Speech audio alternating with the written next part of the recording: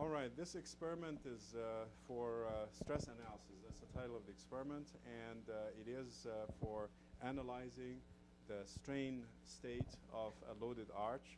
And the arch gives us the possibility to do stress analysis in 2D. And in this way, we would understand how to measure the strain in two different methods. So the arch is instrumented so that it would have strain gauge technology, as you learned in the other strain experiment, and it would also have a photoelasticity technology. So between these two, these are basically what you will encounter in the industry when you go out and work. So I'm going to just show you the arch and how it looks like and how it is instrumented. The arch is right here, and it has a photoelastic film. So this is a photoelastic film here. And the photoelastic film has the property it's called biorefringence. When the light goes through it and it is stretched or strained rather, it will cause light propagation to interfere. Components of light will interfere and give us different colors, indication of the level of the strain. And then the other technique that we're using is strain gauges. You can see that there's a number of strain gauges on the top. We have 1, 2, 3, 4 from the top. 3 from the top, 1, 2, 3, and we also have 4 strain gauges from the bottom. And these you have to be very careful handling the arch so you don't yank out any of the wires, because this is one resistance out of 4, and the other 3 are actually in this bridge circuit up there that we'll talk about in a minute. And on the back here of this arch, we have what's called the strain gauge rosette, and the strain gauge rosette is a 45-degree rosette. So it has 3 strain gauges, as you can see, 3 bunches of wires coming out and going to different bridge circuits. So this arch is loaded in a pneumatic ram, and it is simply supported, so we don't have any bending moment on the ends. We want to make sure that there's no bending moment, there's no clamping on the ends in here. And this is an old way of loading the arch. We're working on a new way. Maybe you'll be ready for next quarter. But this is the old way where we use compressed nitrogen to lift up this ram, and I'll show you how, and slam this whole system against a fixed top.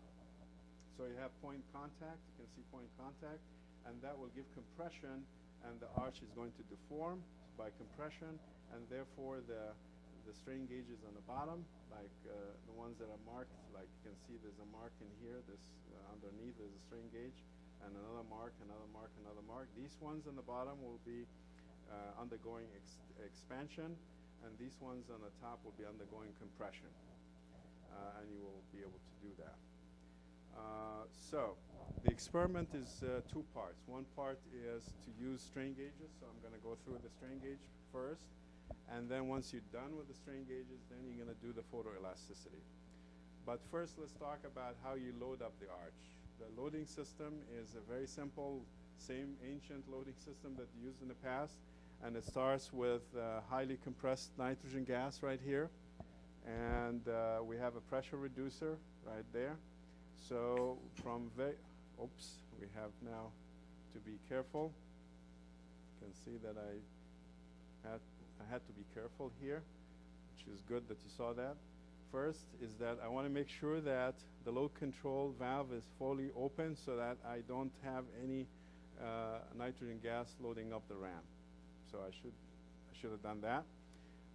And then I open now highly pressurized nitrogen gas, so the pressure reducer goes down to about 60 to 100 psi, which is reasonable level that can allow us to control and to pass the gas to the rams. So there is a calibration process that translates the pressure on the rams to a loading in pounds, how many pounds of compression we would have. And to read or to control the level of pressure, which is the level of the loading, we have to turn the load control valve clockwise, which is kind of opposite to what you think, but it's clockwise to make sure that we don't make mistakes.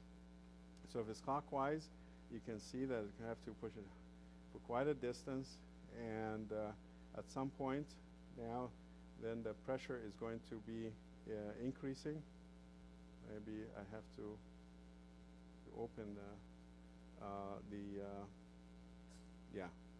So I have to open, this is how I opened the high pressure nitrogen, reduce pressure. Now I'm ready to control the amount of pressure. You can see now something very interesting if we zoom in.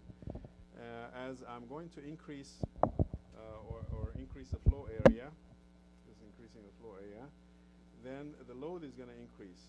But because there's some friction here and some essential weight, you will see that it will take a certain amount of pressure, or effectively weight, to move the rams. So up to here, I'm up to about maybe 10 pounds, and nothing happened here because it's just too much friction right there. It's just about to go, but it's not going yet. So you have to take this as a bias error in the analysis. So there's a certain amount, you have to figure that out for the experiment and effectively subtract that from your load. Suppose that now I want to put 50 pounds and the bias is 10. So don't take my words as the absolute gospel. You just have to do that yourself. Then I need to increase the load to 60. So 60 minus 10 will be 50. So effectively now I have 50 pounds on that arch. And the bottom is tension and the top in compression. So we're done now with the loading. I'm going to unload and show you how you do the calibration and the measurements with the strain gauges. So we unload, you just turn that down. And now let's talk about the strain gauges. As I mentioned, the strain gauges, we have each strain gauge is 1 resistance out of 4 because we use the Wheatstone bridge to measure the voltage change due to a change in any of the resistances. The 3 arms of the Wheatstone bridge are already connected here, so you don't have to touch this whatsoever because we just have everything is calibrated. And then we have this company, Vishay Ellis, is kind of a big company in supplying resistors and electronic components. And we have 2 units. One is a digital strain indicator, Vishay Ellis 20, and the other one is a calibration and readout unit, Vishay Ellis 21. So this unit, these 2 units are connected to power, and this is the power here. If it is turned off, nothing is happening. Turned on, then we have we now ready to perform balancing and calibration. So the way that it works is that the whole unit, if we just go to this is an off position. If you go to here, this indicator here is an off position.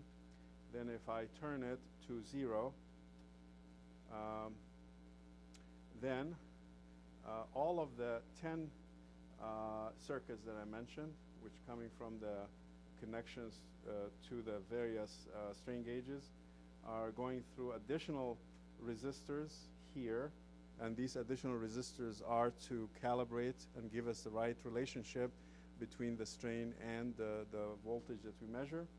And then this is going to a base circuit that makes sure that you don't have interference between one of the 10 circuits and the other, and that base circuit must be also zeroed out, and this is called instrument 0. So if you turn it like this, then I have 11 units of that, whatever it is. This is like millivolts, or I'll talk about that in a minute, but 11 units of millivolts that we must take out, and we take it out by just kind of zeroing out the whole system and bring it down to 0.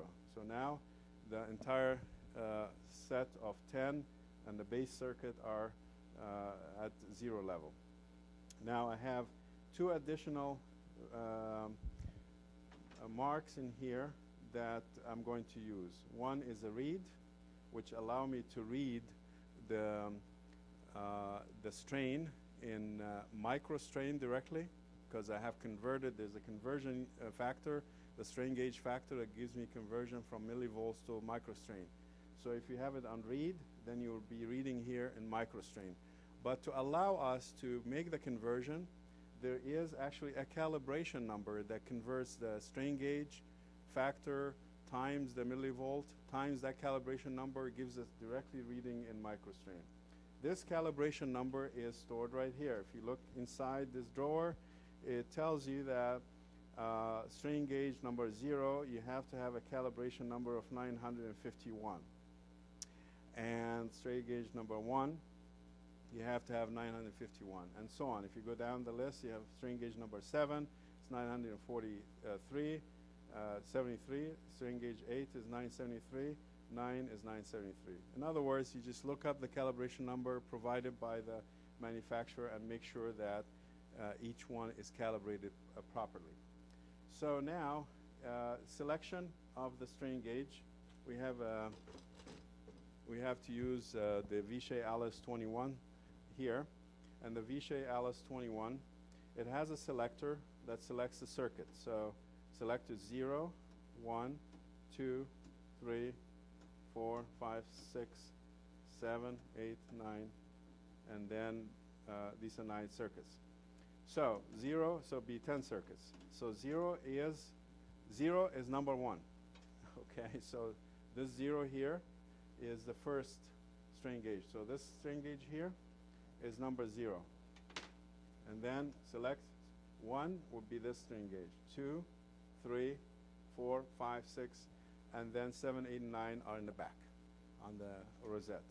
So now I selected 0, which means that I'm focusing my attention on the bottom strain gauge right here. So I want to know, what do I want to know? I want to know that it is calibrated properly. It has this number, 951.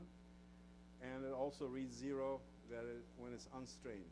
So to do that, I have to use these two variac resistors to induce the level of voltage that will calibrate it and also will give me a 0 reading. So this is for calibration. It's very fine. You have to be very careful with the calibration. And this is to balance it. So balance it means 0. And it has this knob, so you can just move the knob from one to another. So let's say the knob is here, then I'm focusing on 0. Then if I put it on read and it's on 0, then it should read 0 here. And how do I make it read 0? I just kind of slowly move it. Then I moved it the wrong way. It's going to 8. And I have to go back. So it's -10. So it's kind of very sensitive. And now it's almost 0. So it's 0 here. So you have to be careful with that. Now you done that. You want to make sure that the calibration is correct. So you have to switch to internal cal. And the internal cal for this gives 955. And we need 951. So we just go, if we are careful, if I turn a little bit, it's 969. So I have to go back. And every little thing, every little touch is going to change it. And I'm down to 953, 952. So I'm going to stop here. 952 is good enough. So if I switch back to read, it should be 0. And I switch to internal cal, then it should be 951, 952. Then I'm done with this guy. Then I move to the next one, which is number 1. And I do the same thing. So I'm going to leave it for you here. And we're done with now the strain gauge technique itself. Okay, so I'm going to turn it off. And now